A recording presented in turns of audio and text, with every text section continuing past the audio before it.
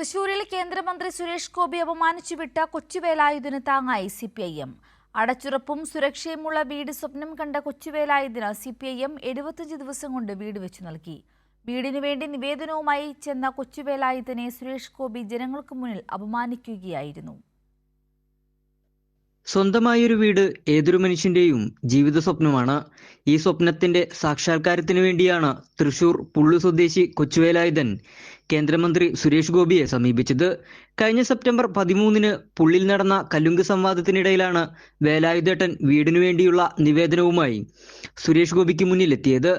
എന്നാൽ ഒരു കേന്ദ്രമന്ത്രിയായ സുരേഷ് ഗോപി ആ നിവേദനം ഒന്ന് തുറന്നു നോക്കുക പോലും ചെയ്തില്ല. ഇതൊന്നും ഒരു MP-യുടെ പണിയല്ല എന്ന് പറഞ്ഞുകൊണ്ട് കൊച്ചുവേലായുധൻ എന്ന സാധു മനുഷ്യനെ പൊതുമധ്യത്തിൽ അപമാനിച്ചു വിടുകയും ചെയ്തു.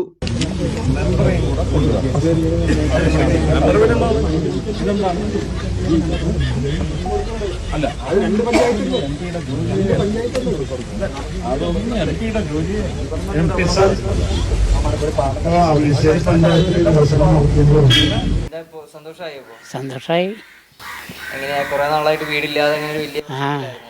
ഒരു വീടിൻ്റെ ഓട് വീണ് തറന്നു പോയി. പിന്നെ ഇത് അങ്ങനെ ഒരാൾ വന്ന് തരാൻ തന്നെ നമ്മൾ നിശ്ചയിക്കാൻ പറ്റില്ല. ജില്ലാ സെക്രട്ടറി വന്ന് വിവരങ്ങൾ പറഞ്ഞു.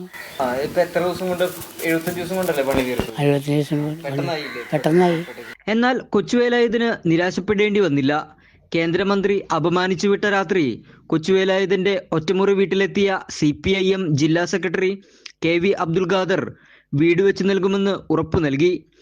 75 ദിവസം കൊണ്ട് വീട് വെച്ച് നൽകുകയും ചെയ്തു.